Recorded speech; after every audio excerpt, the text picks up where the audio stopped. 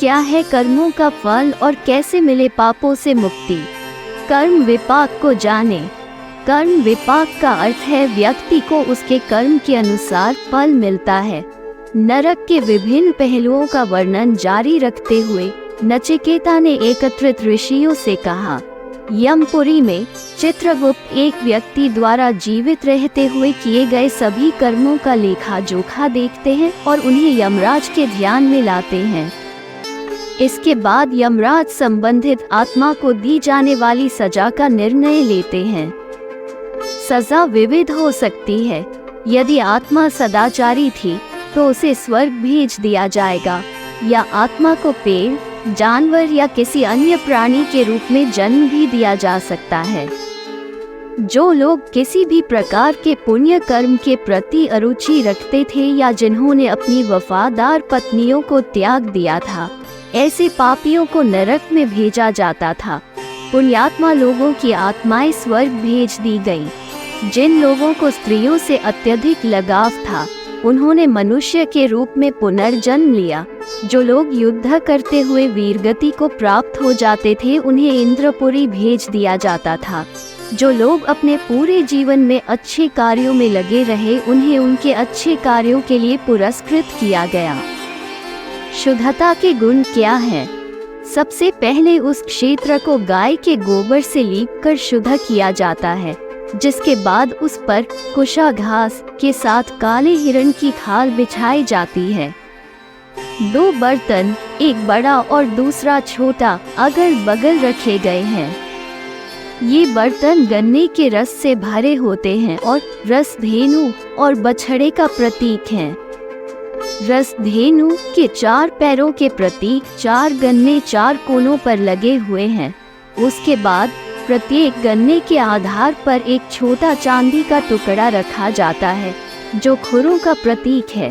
फिर रस धेनु को रंग बिरंगे कपड़ों और फूलों से सजाया जाता है।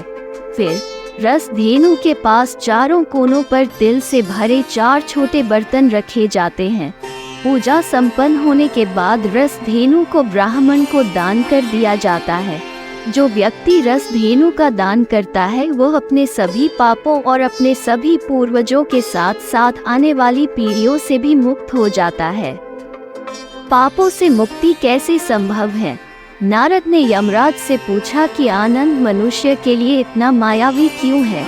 वो मनुष्य के दुखों के कारणों के बारे में भी जानना चाहते थे। यमराज ने उत्तर दिया, मनुष्य का भाग्य उसके अपने कर्मों से निर्धारित होता है।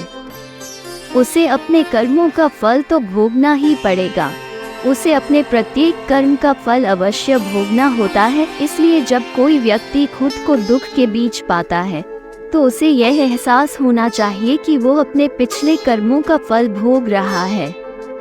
यदि मनुष्य पुण्य कर्म करता है तो सुख की अनुभूति होती है, लेकिन पाप कर्म दुख और कष्ट को निमंत्रण देता है। इच्छाएं मनुष्य को अनगिनत बार जन्म देने पर मजबूर कर देती हैं। मनुष्य का जन्म उसके पूर्व कर्मों के आधार पर होता है। ईश्वर इस मामले में हस्तक्षेप नहीं करता, इसलिए केवल मूर्ख लोग ही अपने दुखों के लिए भगवान को कोसते हैं। वे भूल जाते हैं कि उनके दुख उनके अपने ही बनाए हुए हैं। मनुष्य पुण्य कर्मों में संलग्न होकर तथा पाप कर्मों से दूर रहकर स्वयं को पाप से मुक्त कर सकता है। मनुष्य को वैराग्य की भावना से अपने कर्तव्यों का पालन करना चाहिए, क्योंकि मोह के परिणाम स्वरूप आत्मा का पुनर्जन्म होता है। भगवान ब्रह्मा ने घोषणा की है कि शिशुमार चक्र उनकी स्वयं की प्रतीकात्मक अभिव्यक्ति है। अपने पापों से मुक्ति पाने की इच्छा रखने वाले किसी भी व्यक्ति को इस चक्र की एक छवि बनाकर उसकी पूजा करनी चाहिए। जो व्यक्ति अपने शरीर के भीतर इस चक्र का दर्शन करता है, वह भी पापों से मुक्त हो जाता है। इस चक्र के विभिन्न बिंदुओं पर देखे गए विभिन्न ग्रहों बृहस्पति, शुक्र, बुध, शनि, मंगल आदि की मानसिक पूजा करने से मनुष्य को उसके सभी पापों से मुक्ति मिलती है। इसी प्रकार 100 बार प्राणायाम का अभ्यास करने से मनुष्य अपने सभी पापों से मुक्त हो जाता है। पाप से मुक्त होने का सबसे आसान तरीका गाय की सेवा करना है। ये कर्म सभी तीर्थों की एक साथ तीर्थ यात्रा करने के समान पुण्यदायी है। एकादशी का व्रत रखने से भी मनुष्य को उसके पापों से मुक्ति मिलती है।